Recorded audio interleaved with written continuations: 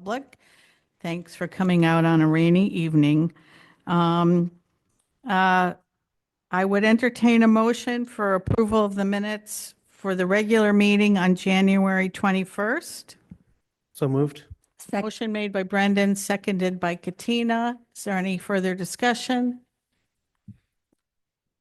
All those in favor, please indicate by raising your hand.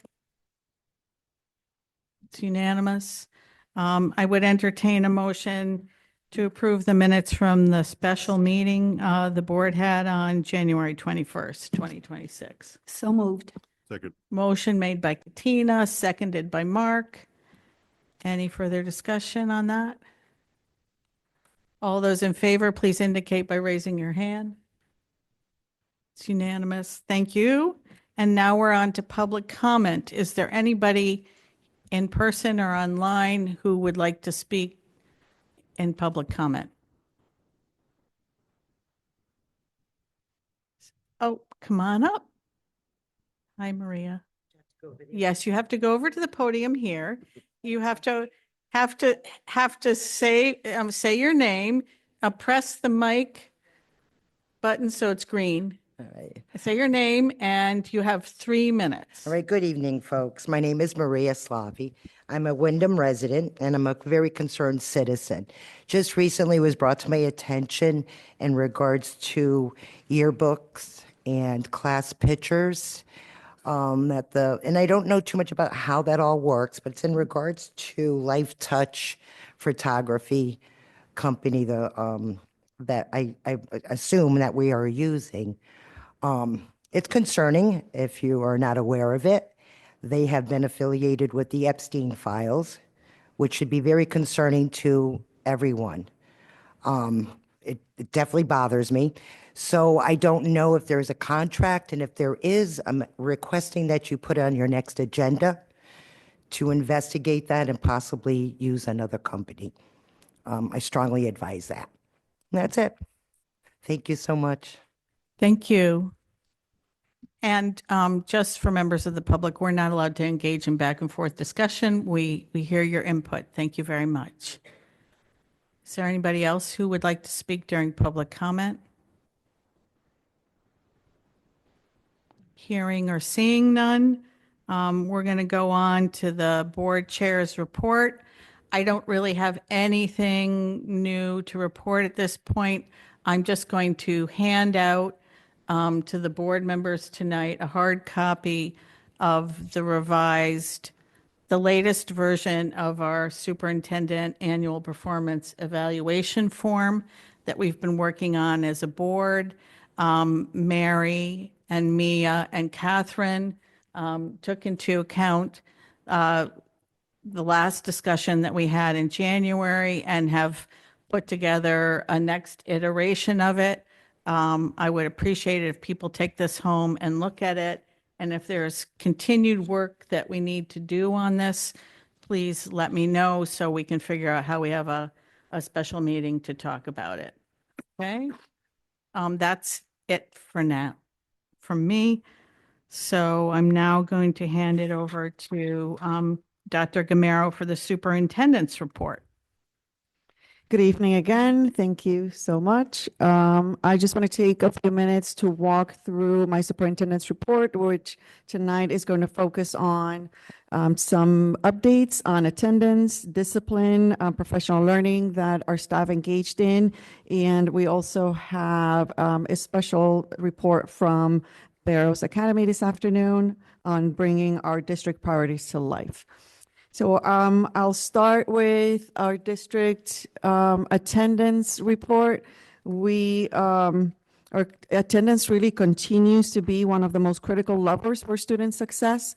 In order for students to have access to all of the great things that we offer in Windham Public Schools, they need to be present. Of course, we take into consideration when students are ill, and we definitely want them to stay home if that is the case. But this has been a message from the beginning of the school year that we want to ensure that our students are attending school on a regular basis. And so this is a district snapshot for the comparing 2024 to the 2025-2026 school year. And as you can see, we have been able to reduce the percentage of students who are chronically absent month by month.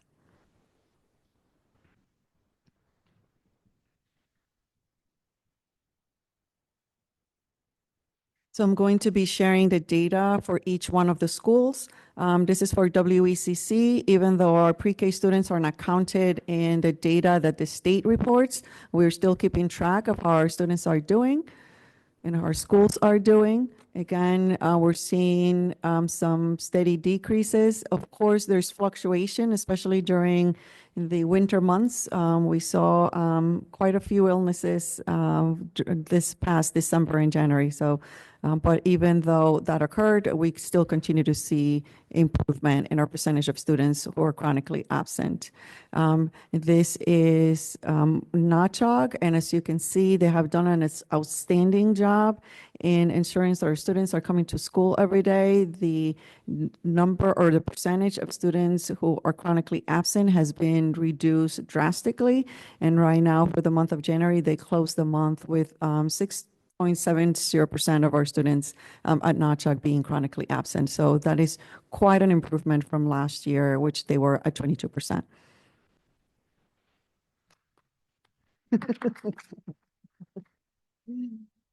We have here North Windham. Again, we saw a slight increase in the month of December, but we are again seeing some reductions in chronic absenteeism for North Windham. Sweeney, we do have some increase month by month. Something that we've been engaging in conversations, however, with the team is ensuring that we tell the entire story. There are students who, even though they were chronically absent, they may have decreased the number of absences compared to last year, even though they might still be considered chronically absent. So that is a story that we want to tell as well. And so I'm in communication with our principal constantly, and I know that her team and the attendance team have been meeting on a regular basis to try to find different ways and strategies to ensure that we're removing barriers so that our students can come to school. And this represents Sparrows. We have Mr. Jones here this afternoon. So again, we see a decrease. I thought I saw Mr. Jones. Oh, you're up there. Okay. We are continuing to see a decrease with a slight increase in the month of December, continuing to show improvement month after month. This is Windham Middle School. Something that we should note as a reminder that Windham Middle School has an added grade level this year. So even though they have more students because they now have fifth grade, they continue to decrease their chronic absenteeism. So they've been very focused as well.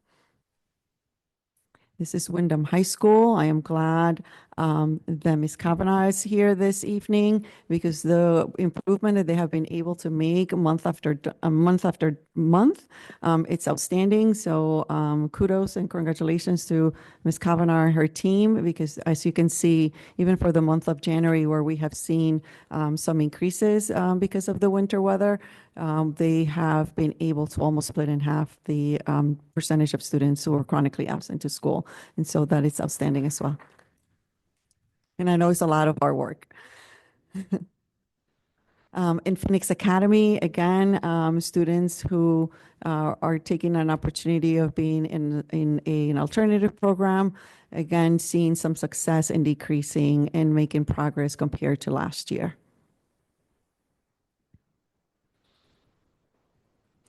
I do want to call your attention. This is data from, I always like to look at historical data. So this is data from the previous 2 years. As you can see, there was a peak in February and chronic absenteeism for the 24-25 and the 23-24 school years peaked in February, and that was the highest number for the district at 32%.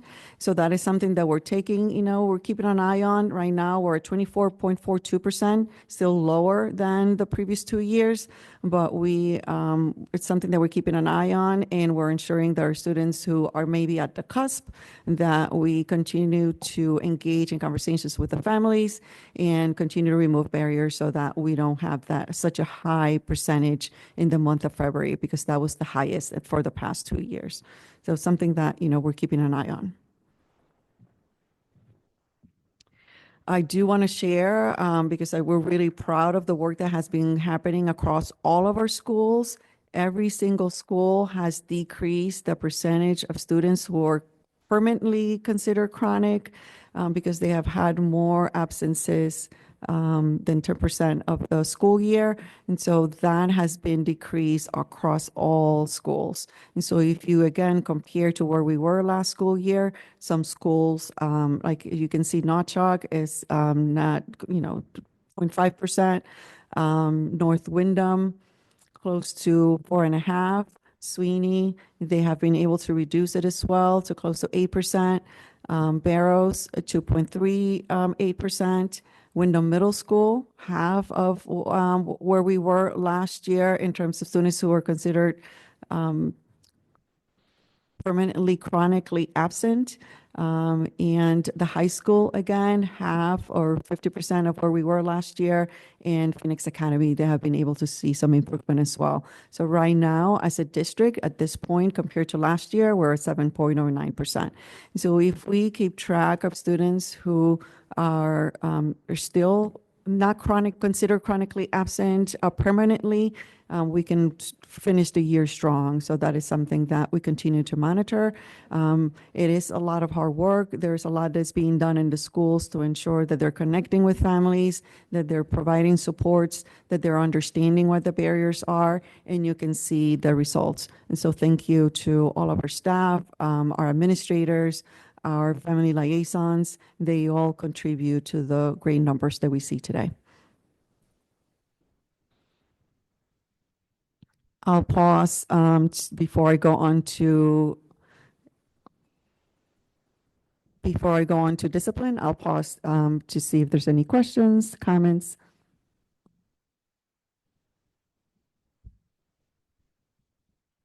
Katina? Yes, I don't have any questions, but thank you for presenting this permanent chronic absenteeism chart and all the support that is going towards those human beings to show up in school and those families. Thank you. Thank you for supporting those children and their families. It's very impressive to see the progress being made. Kudos to everybody involved. Thank you. I think you can keep moving.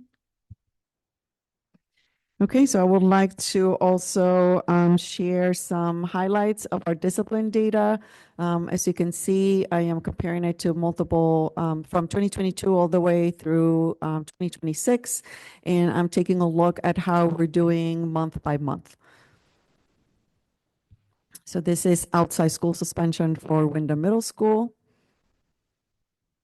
And as you can see, we had a high number in the month of September, but they have been able to lower incidences that result in students being suspended outside of school. And I think that we need to understand the difference between the two, because our numbers do not mean that we're not holding students accountable. It doesn't mean that there's no consequences for behaviors that are disruptive to the learning environment. What it means is that they have been able to lower the situations and their behaviors that lead to suspensions. And so I think that is a critical difference that we need to highlight.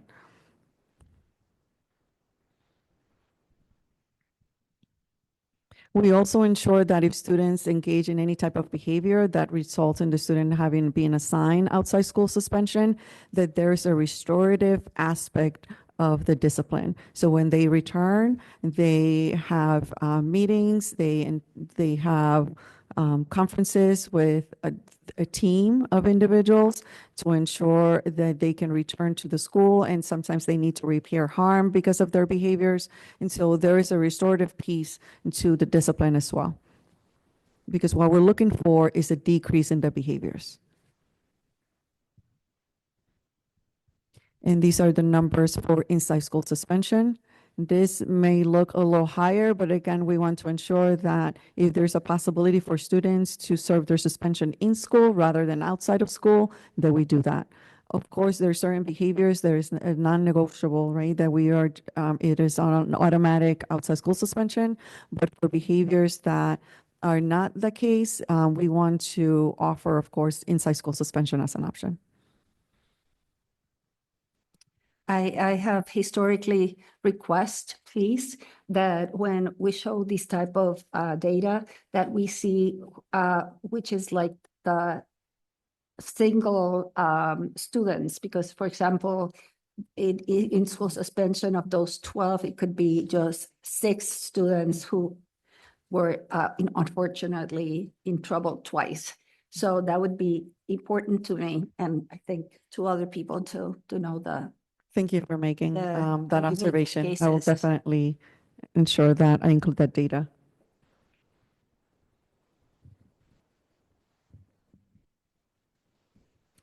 Continuing with the high school. We had a very calm January.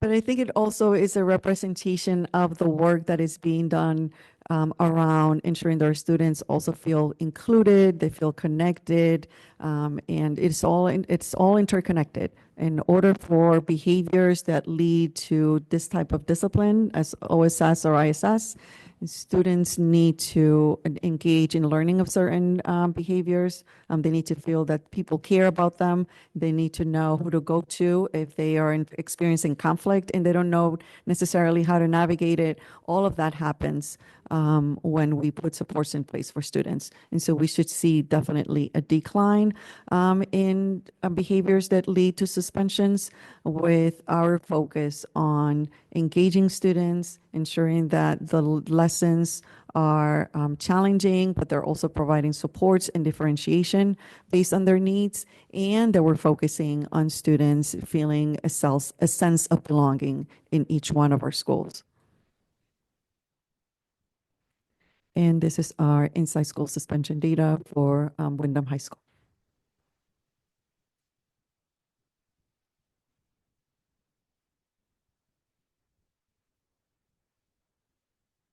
I will pause here for any questions related to our discipline data. Just congratulations to all the principals and for your efforts, and also helping the students feel that they belong. Very important. Seeing no other comments, I guess we can move along. Thank you for that report. Okay, the next report is on the professional learning that took place on February 4th for all of our staff. I'm going to call to the podium our Director of Human Resources, Ms. Kimberly Beck, who actually designed the professional learning and is going to share with you how it went. Hi, everybody. Good evening. It's nice to see you. Each year, our professional educators engage in goal setting and professional learning designed to promote ongoing continuous growth, as well as part of their annual evaluation of performance. At the midpoint of the year, they reflect on their progress, and they also engage in check-ins with their supervisors in the form of their administrators. With that, on February 4th, as part of the early release professional development session, the certified staff members prepared for their mid-year check-ins by taking time to reflect on their learning, prepare evidence to show the impact on their practice, as well as review some data that would lead toward understanding better their student performance as a result of the learning that's taken place in their own growth. So this opportunity was something that was done collaboratively and in a structured way. And by doing so, it not only promotes their own individual growth, but it also promotes the collective growth of our entire faculty. And so we were really impressed with how our professionals engaged in the work, the professionalism that was on display, as well as the level of learning that's taken place so far. And if you take a peek on the screen, this is the frame in which we were looking at that growth that's taken place as a result of their learning. And again, this is an opportunity for them to do so collaboratively and with the support of their peers. Thank you. Does anybody have any questions? Thank you for the report on that. Appreciate it. I want to add that we received positive feedback from the teachers from across the district. They really appreciated having the time set aside rather than them working in isolation at home on, on their mid-year reflection. They had the opportunity to collaborate with their colleagues. So they really appreciated that. So thank you again for building that experience for our staff. And lastly, before I pass it on to Mr. Jones so that he can share all of the amazing things that are happening at Barrows, I just want to bring to your attention that we started learning about instructional rounds. I know that Dr. Katina Caban-Owen requested for us to engage in some type of workshop about instructional rounds. So today I'm just going to give you an overview of what is taking place. And then once we start the process, I can bring back to you how it's going, what we have found, and things of that nature, and we can learn about it in a deeper way, if that's okay with you. And so the instructional rounds is a structured collaborative process for observing, teaching, or learning across classrooms. It focuses really on patterns and trends in instruction. So we're not looking at individual teachers or evaluating them. And it's directly aligned with one of our areas of focus, which is high quality standards aligned instruction and student engagement, and is going to help us inform and provide targeted professional learning and for us to improve at the system level. We're starting our first instructional rounds at Windham Middle School at the end of February. For those of you who may not know where instructional rounds come from, they're from Harvard, and they mirror the process that doctors engage in when they're doing medical rounds. So it's really about learning about what's happening, taking a look at what are some of the trends, and then making suggestions to make system level changes. And so we're really excited to engage in that process. Something that we're definitely ensuring that we are doing is looking at what students are doing in the classroom. What are the tasks that our teachers are asking our students to engage in? Is it a grade level? Are they standards driven? And who's doing the thinking? We want to ensure that we also provide an environment that is conducive for our students to learn at high levels. But we're really looking for what is the student doing? What is the teacher doing? What is the student doing and saying? What is the teacher doing and saying? And what is the level of engagement and what tasks are we asking students to do? Because that will predict what our students will be able to do. And so that is the main focus of instructional rounds. And I'm looking forward to just sharing how it goes and just reporting on our improvement and how we're going to utilize data from the instructional rounds to continue to improve performance in Windham Public Schools. Any questions, comments about instructional rounds? Catherine. I was just curious, who does the instructional rounds? So the teams are comprised of a variety of adults. So we will have representatives from central office. We will also have school leaders, and we want to ensure that we're also including teachers in the process because we want them to learn from one another. Thank you. Any other questions, comments? Thank you. I'm really interested to learn more about how it goes and what we're learning from the process. Excellent.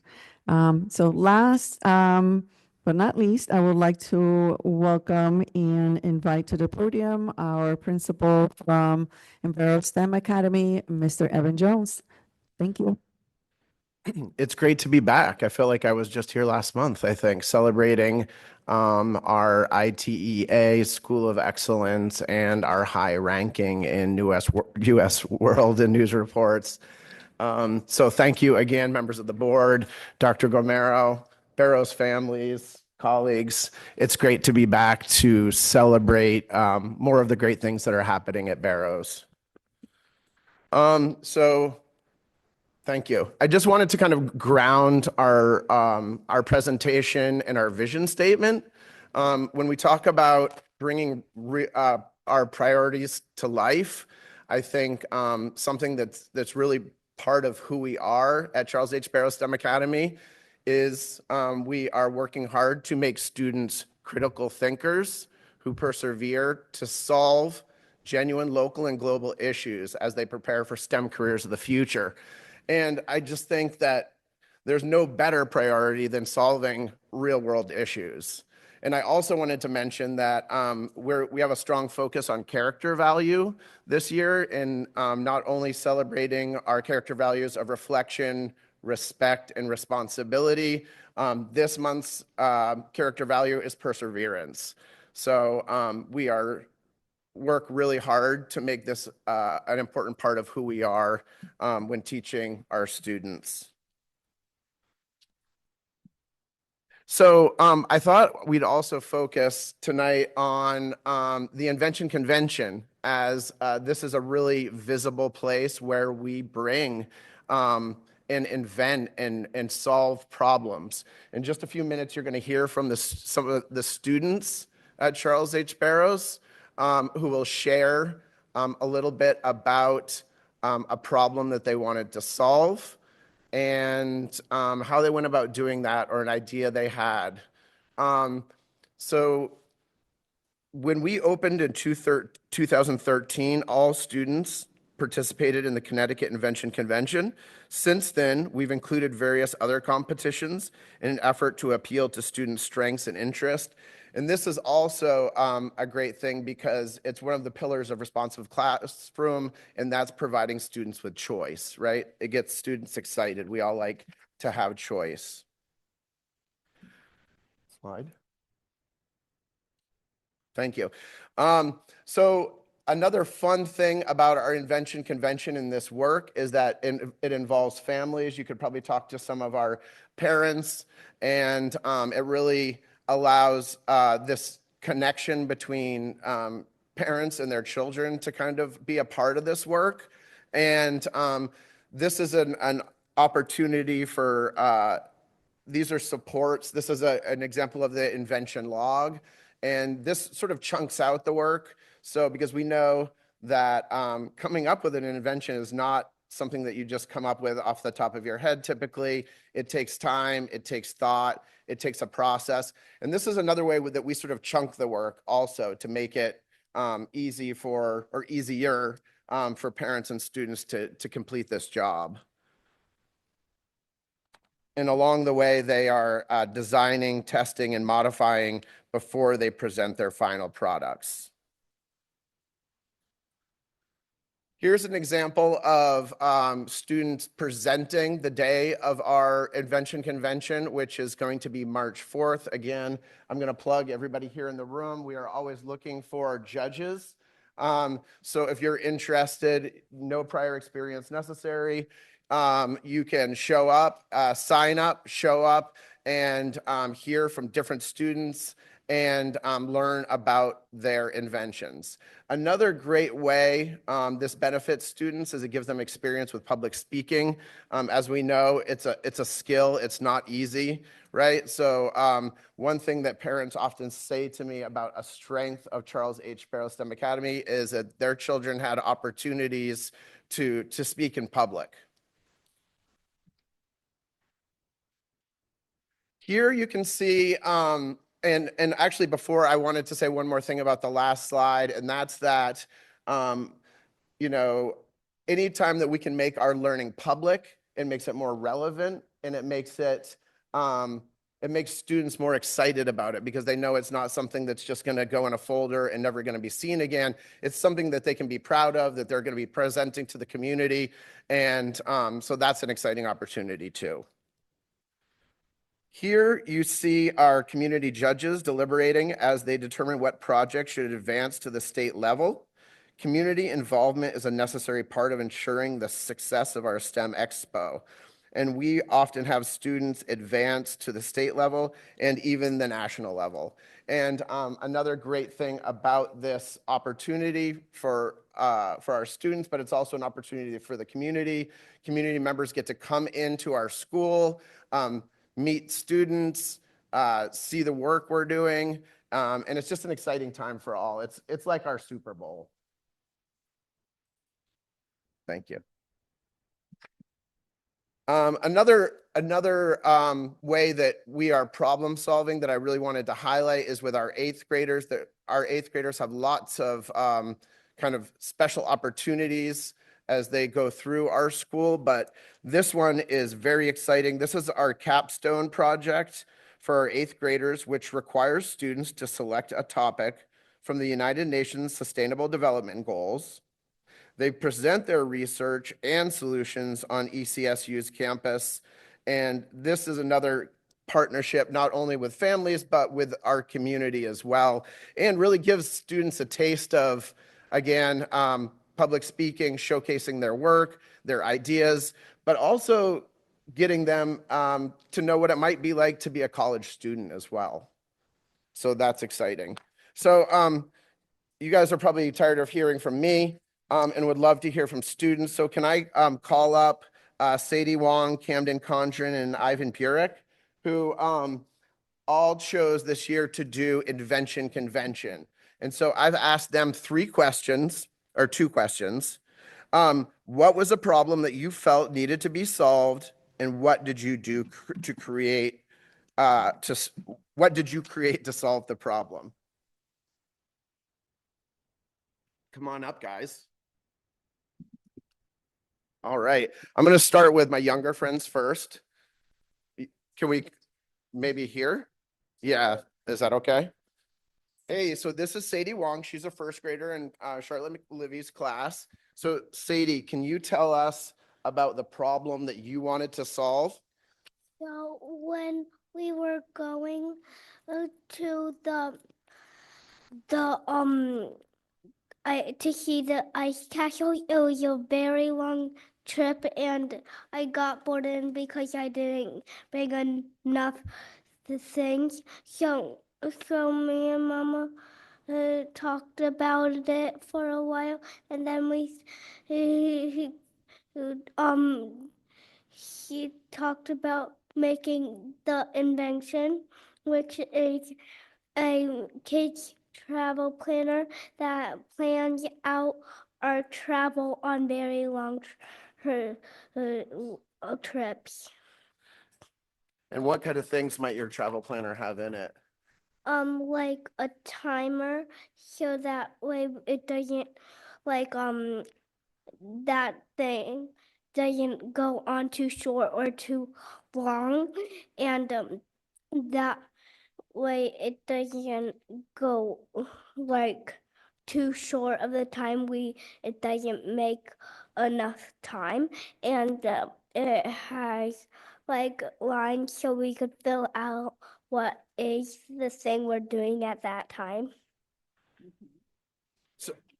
So activities, and she even told me when we talked about it last time that there were snacks planned as well for long road trips. So thank you, Sadie. You want to start with that, don't you? And this is Camden Condren, and he's going to tell you about his invention. What was the problem that you wanted to solve? No, going down my jacket and my shirt. Snow going down his jacket and his shirt. And so what did you create to solve that problem? A snow blocker. A snow blocker. A snow blocker. And so what's the snow blocker do? It's so it keeps snow like what? Uh-huh. So it keeps snow. It like Keeps it out of your shirt and your yeah jacket. yeah. Keep snow out of your shirt and jacket. Great for this winter. Thank you. Thank you. You guys can head out. Yeah, you guys want to head out? Oh, now we'll put the mic back because Ivan is a sixth grader and he's going to tell us about the problem that he wanted to solve. The problem I wanted to solve was parents and motocross riders spend $150 to $300 each season buying pants for summer or winter. On top of that, many riders don't wear them because they're uncomfortable or don't look good. And so what did you create to solve the problem? I made a multi-layer tearaway design that allows the rider to quickly adjust for hot weather, cold weather, in between temperatures, and also rain, being affordable and stylish. Yeah, well, you got to start riding motocross, Katrina. All right, Benny Lopez. Next, we have Benny Lopez, who is doing science fair. So he's going to answer 3 questions. His 3 questions are going to be, what was a question that he wanted to investigate? How did he set up his investigation? And what problems or obstacles did he come across as he did that? And Benny, I'm sorry, Ivan is a 6th grader and Benny is a 5th grader. Benny, come on up. You get either. So Benny, go ahead and talk about what was the question that you wanted to investigate. So I was like brainstorming what should I do to what's a question that I really want to figure out, and just aerodynamics came to my mind. And so I thought to myself, how could I demonstrate how aerodynamics work with a small car? Nice. So how did you set up your investigation? Well, I had to build like a miniature wind tunnel. So I got a small container. I cut a hole in the bottom of it and installed mesh over the hole. I took a fan out of a computer and hot wired it to a charger, which I then put on the lid.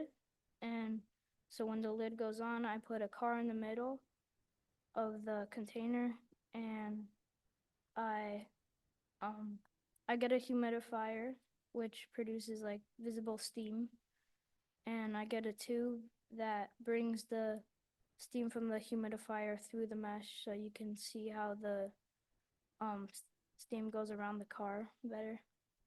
Nice.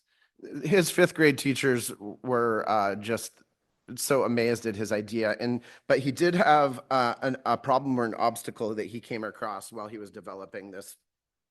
Yeah, when we first tested it, we noticed that you couldn't see the steam very well going around the car.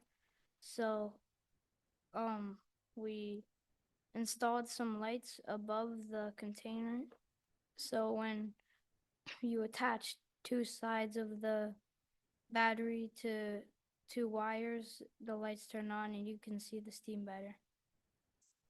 Awesome. Thanks, Benny. All right, and so I just have 2 other students who are 8th graders who are just going to talk a little bit about their capstone projects just quickly. So could Izzy Torres, and Michaela Medina come up? And so I asked them 3 questions. What United Nations sustainability goal did you choose?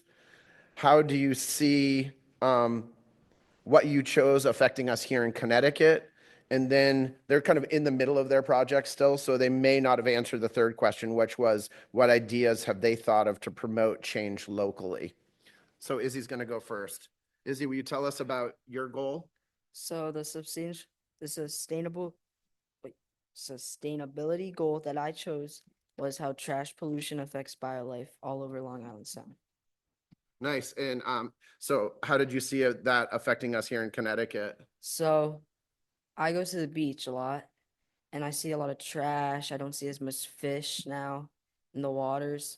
So a lot more fish and biolife is becoming more endangered. And that's going to affect stores with like that sell fish. Nice. And have you arrived at the part where you've thought of ideas to promote change locally? Yeah. I really think there should be more public trash cans in a lot of public areas. And yeah, that's really it. Yeah, awesome. Yeah. Thank you, Becky. Thanks, Izzy. Thank you. Thank you. Michaela, come on up.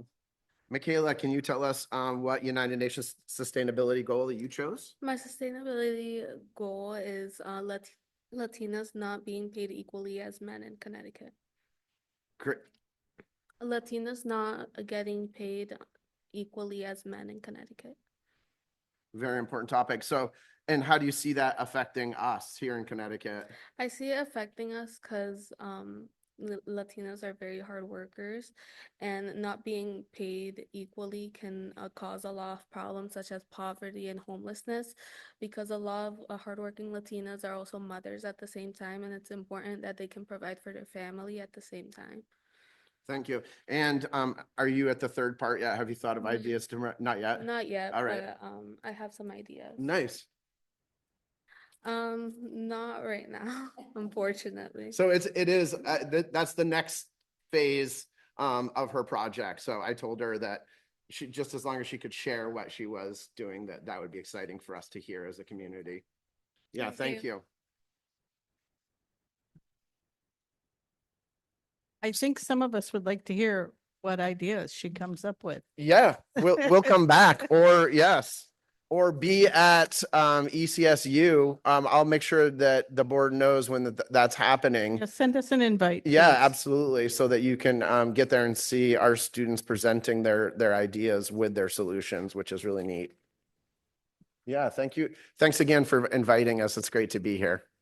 Yes, and thank you to the staff and parents and students who are here tonight. We really appreciate you coming out on a rainy, yucky evening and coming to a Board of Ed meeting. Probably wasn't top on your schedule, but we really appreciate seeing you all. Thank you. Yes, thank you, family, so much for your support. And you don't have to stay for the whole rest of the meeting. Right, you can certainly leave. And in fact, we're going to go into executive session next. So we will be leaving the room to have a brief executive session. So I would entertain a motion from the board to go into executive session to discuss issue concerning a pending workers' compensation claim. So moved. Second. Motion made by Katina, seconded by Brendan.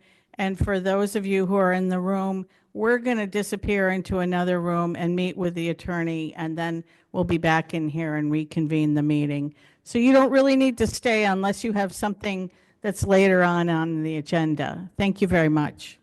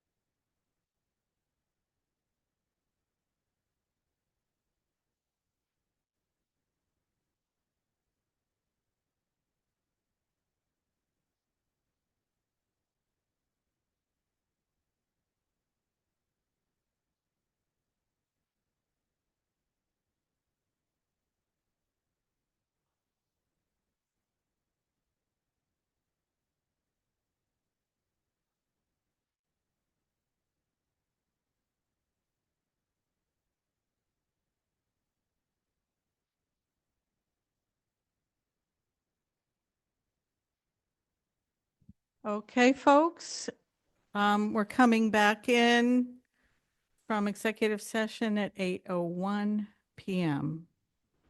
And the next item on the agenda is committee reports. And Mary, you're on first with curriculum.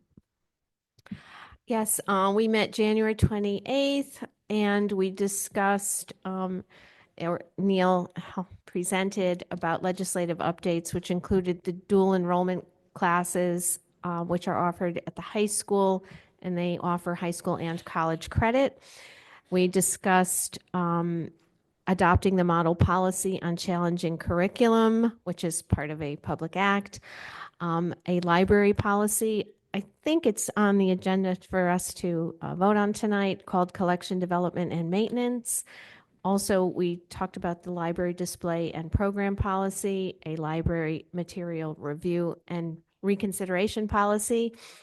And there is a state mandate to publish on our website the curriculum committee objectives and goals. So we are going to be reviewing some drafts of those in the next few meetings. And we got some additional comments from the board members who were present. It was quite a lively meeting, I have to say. Nothing like a good lively meeting. That's wonderful. Anybody have any comments or questions? Thank you very much, Mary. Now we're on to school planning and design. Brendan? Thank you. We met back on February 4th. Mr. Harris presented to us, the major focus over the last few months, month or two has been snow and cold. The maintenance team has been doing an excellent job of keeping up with those and keeping up with any HVAC issues that pop up to keep the classrooms nice and toasty. After that, we had a discussion of capital improvement projects for next year, including looking at some HVAC stuff for Natchog School and some additional funds for track and turf field work at the middle school. We had some additional discussion about the heating system at Natchog, after which we reviewed a chart of capital improvement funds from the past few years that are remaining, either from projects that haven't been started yet or leftovers from projects that came in under budget. We had some follow-up questions that Dr. Gamero is going to bring back to the town manager and the town finance director. And then we had a quick overview of the solar projects that we are looking at with Titan Energy, which is still very much in early negotiations. This is not anything we're ready to take action on yet, just something we're looking at that could save us money down the road at no cost to us. Thank you, Brendan. Is there anybody who has any comments or questions? The one comment, thank you very much, Dr. Gomero and staff for meeting and having conversations with the town of Windham for capital improvements, et cetera, et cetera. Thank you. And we will be talking about capital improvements at our March 4th budget forum, so. Yes, we will. For newer board members, this is in addition to the budget, we make recommendations on capital improvement requests that we're bringing to the town, which need to be approved by the voters. So policy, we're on to you, Katina. Yes, and we met January 4th at 5:30, and for your consideration are several policies tonight. One of them, the library books and materials, 61, that's a 6163-1 and 111. If challenges happen to our media materials in the present environment, what happens? So we are recommending that we repeal and replace with the model policy, plus the comments and additions that the team, the librarians who worked very hard on reviewing this policy So it's for your consideration tonight is repeal and replace, but is the model policy in addition to comments and procedures that the librarian suggested. We also discuss the guidelines for non-school sponsored activities, and that we are recommending to repeal because it was already included in a model policy that we have already adopted. And I keep looking at Neil. Okay, one of my favorites, live animals in the classroom is recommended that we have a legal review for that, as there are some children now that might need, let's say, for example, a person who has difficulty seeing or is completely blind. So we need a legal review for that policy. We also recommend for repeal what is called or was called the non-resident attendance, which I mean, we couldn't even understand the language on that, and it's very old, so we don't need to have that. And it would be confusing to have it in our books. Last but not least is the model challenging curriculum and policy in advanced courses and challenging curriculum policy. So we are tabled that one to have more meetings and discussion with administration. So maybe we will have it in the next meeting in March. Yes, so that's it, right? So any comments or additions? Yes. Go ahead, Gary. Just a question. Are students allowed to have service dogs? Well, that is what we're asking for legal review, because there is a policy that was in the book, and just for the newer members, we are just revamping all the policies.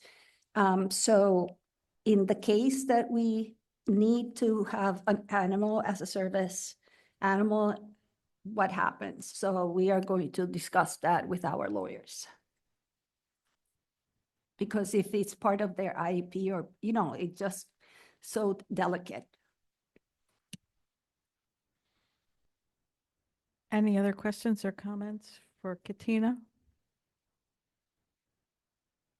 Okay, thank you very much, Katina. And then finally, Mark, we're on to finance and audit. Thank you. We voted or recommend the approval of budget transfers of $64,318. Again, it's to keep the budgets in line as we get more clarity on our grant money, also to cover some extra cost of the utilities at the high school complex. Ray then reviewed our year-to-date budget, and it's coming down. We're just at this point showing a year-to-date of being $300,000 over budget, if you will. And again, that information is pending final information from the state, especially concerning our special ed reimbursement, as well as other dollars that we're getting.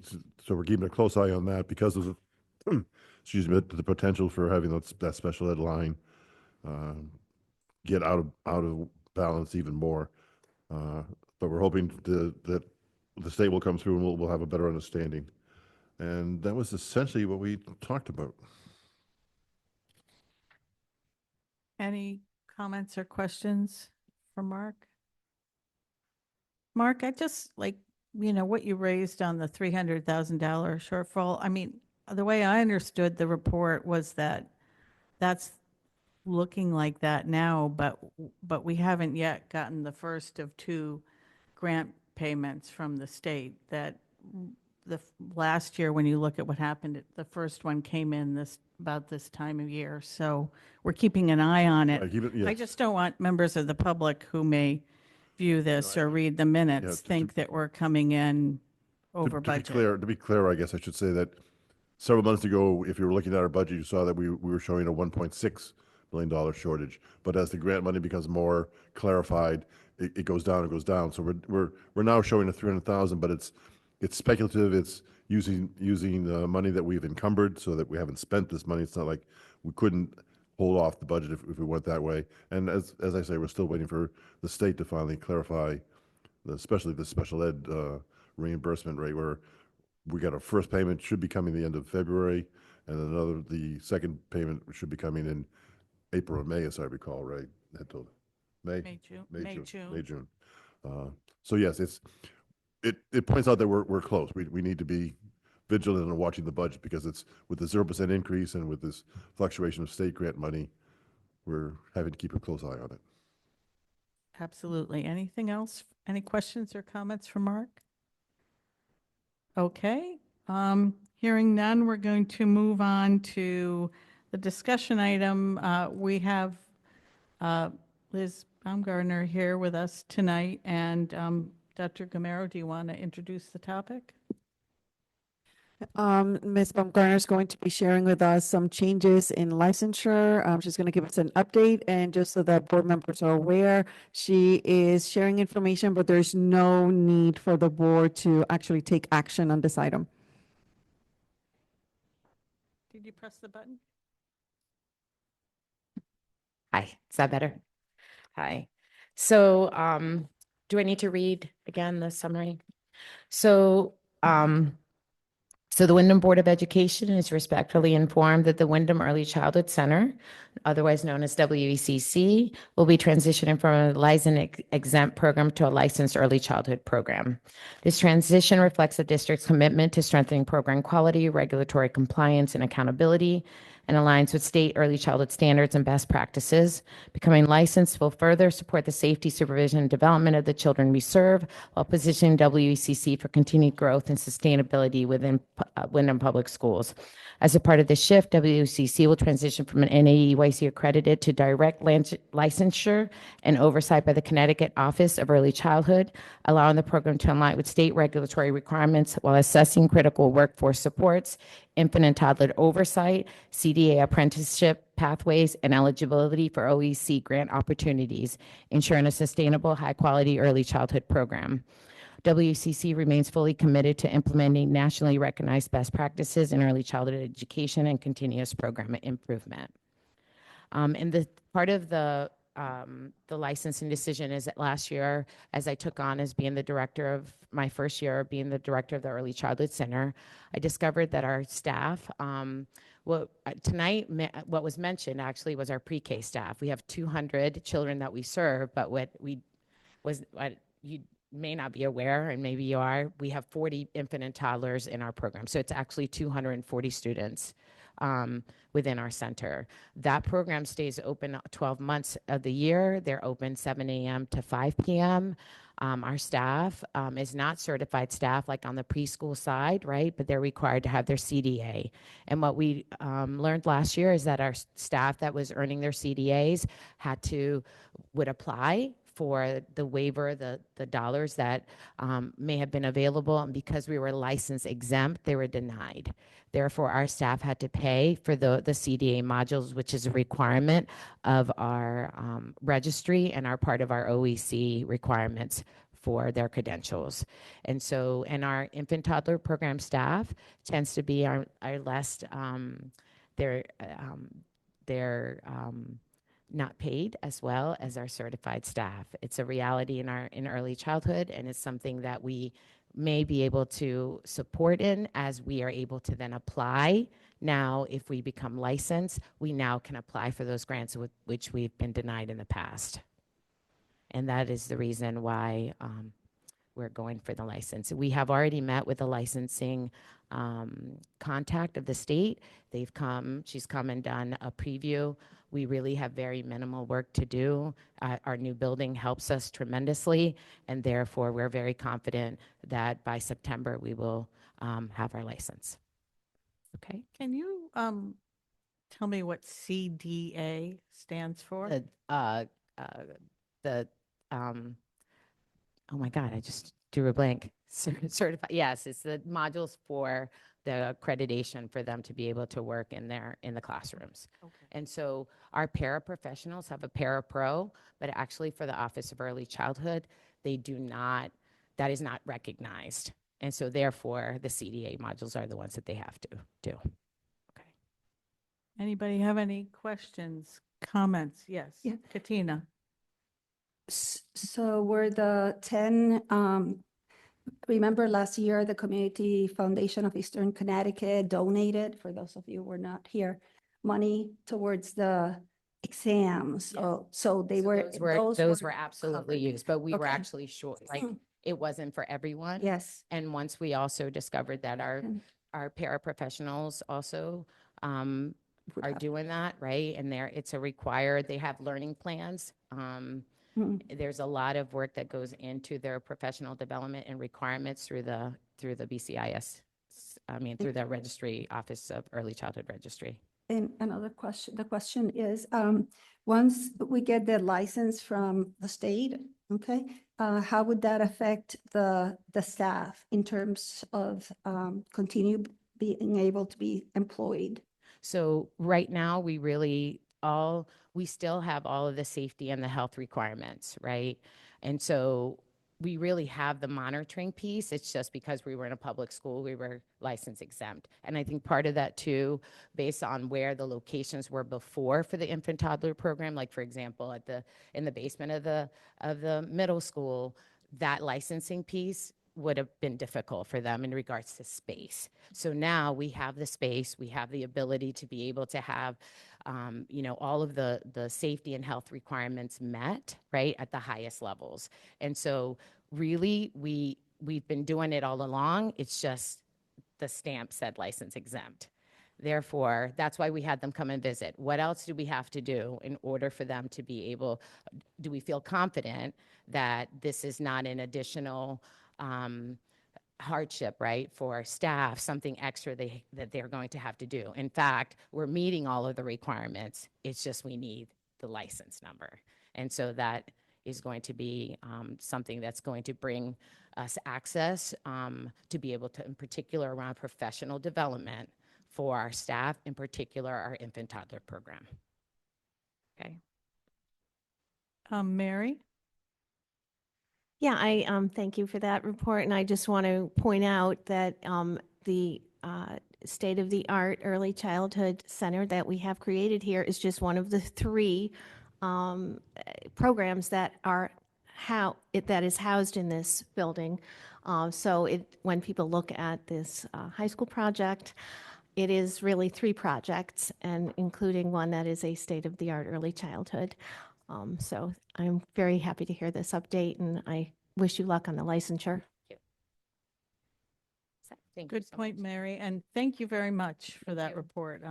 Please keep us posted when it happens. Yes. It's going to happen. Yes, it is. Yes, when it happens. Okay, now we're on to action items. I would entertain a motion to approve the grant request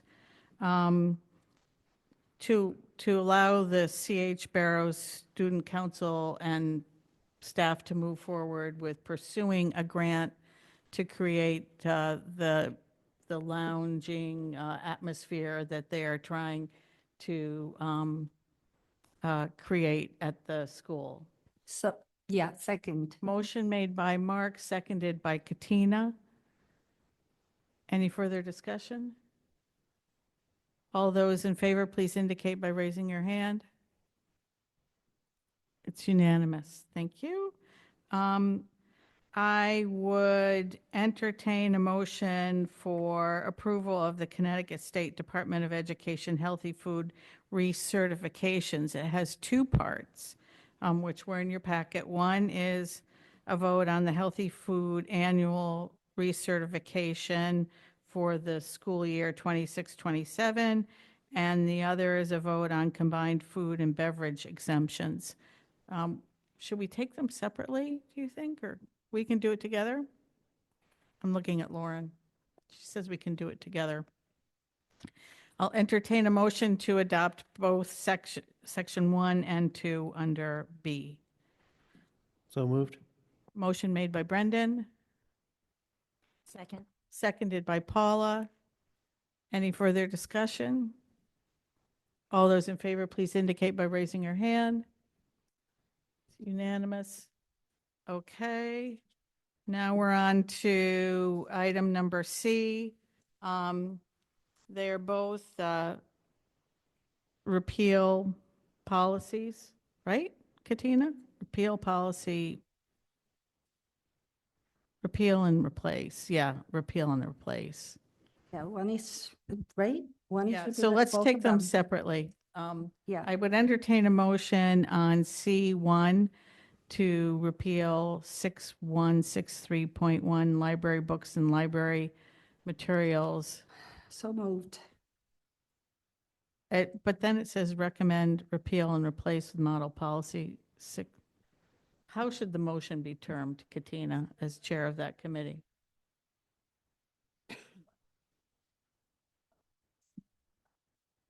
All right. To repeal and replace the library book and library materials policies. And it is recommended that we use the model policy and the Series 6000 with the additional revisions that the library team and administration have recommended. Okay, so Katina, are you making that motion? Yeah, I just did. Thank you. Okay. Who's seconding that? Mia, thank you very much. Thank you. Any further discussion? And I think it's actually 2 repeals. So Katina, do you want to revise or Brendan, do you want to suggest Yeah, a suggested to update, yeah, a modification to that? Yeah, repeal 6163.1 library books and library materials and 6163.111 challenge library materials and replace with the model. And policy. replace. Combine both. Yes, combine both. Okay, thank you. Do you accept that? Yes. Okay, so Katina made the motion with the change. It's accepted by both Mia and Katina, who made the motion and seconded it. Any further discussion? All those in favor, please indicate by raising your hand. It's unanimous. Thank you. I'll entertain a motion on C2. Okay, just to repeal policy 1330.1. And that's basically it. We recommend Okay. that it's not necessary to repeal it. Okay, do I get a second on that? Motion made by Katina, Second. seconded by Brendan. Or, you okay, Paula? Seconded by Brendan. Any further discussion? All those in favor, please indicate by saying aye. I mean, raising your hand. It's unanimous. Okay. And now we're on to item D. Brendan? I move we authorize our attorney to resolve case number W004564058. Motion made by Brendan, seconded by Mark. Any further discussion? All those in favor of the motion on the floor, please indicate by raising your hand. Okay. And then somebody want to make the motion on budget transfers? Motion made by Mark, seconded by Katina. Any further discussion? All those in favor, please indicate by raising your hand. It's unanimous. Okay, is there any public comment? You never know, there could be somebody online who we can't see, but I don't see anybody. Okay, I would entertain a motion to adjourn at 8:24. I move we move. Meeting adjourned.